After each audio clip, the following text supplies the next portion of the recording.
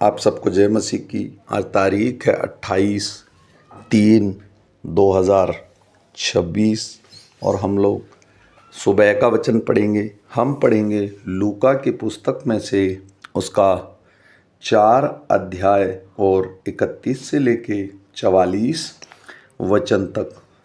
फिर वह गलील के कफरनहूम नगर को गया और सबत के दिन लोगों को उपदेश दे रहा था। वे उसके उपदेश से चकित हो गए, क्योंकि उसका वचन अधिकार सहित था। आराधनालय में एक मनुष्य था जिससे अशुद्ध आत्मा थी। वह ऊंचे स्वर से चिल्ला उठा, हे यीशु नासरी, हमें तुझसे क्या काम? क्या तू हमें नष्ट करने आया है? मैं तुझे जानता हूँ। तू कौन है? तू परमेश्वर का पवित्र जन है। यीशु ने उसे डांटकर कहा, चुप रह और उसमें से निकल जा। तब दुष्ट आत्मा उसे बीच में पटक कर बिना हानि पहुँचाए उसमें से निकल गई। इस पर सब लोगों को अचंभा हुआ और वे आपस में बातें करके कहने लगे, यह कैसा वचन है?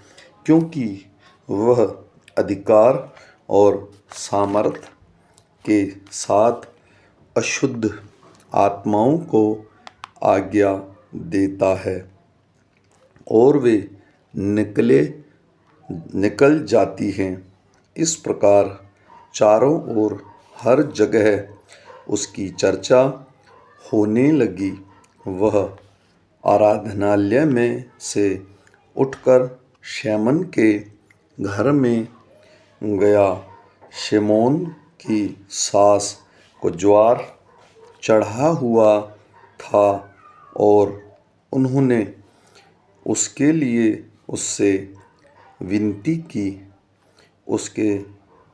उन्होंने उसके निकट खड़े होकर ज्वर को डांटा और ज्वर उतर गया और वह तुरंत उठकर उनकी सेवा टहल करने लगी। सूरज डूबते समय जिन जिन के यहाँ लोग नाना प्रकार की बीमारियों में पड़े हुए थे, वे सब उन्हें उसके पास ले आए और उसने एक एक पर हाथ रखकर उन्हें चंगा किया। और दुष्ट आत्माएं भी चिल्लाती और यह कहती हुई कि तू परमेश्वर का पुत्र है, बहुतों में से निकल गई।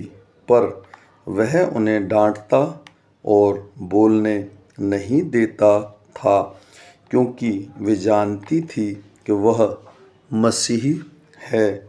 जब दिन हुआ तो वह निकलकर एक सुनसान जगह में गया और भीड़ की भीड़ उसे ढूंढती हुई उसके पास आई और उसे रोकने लगी कि वह उनके पास से न जाए।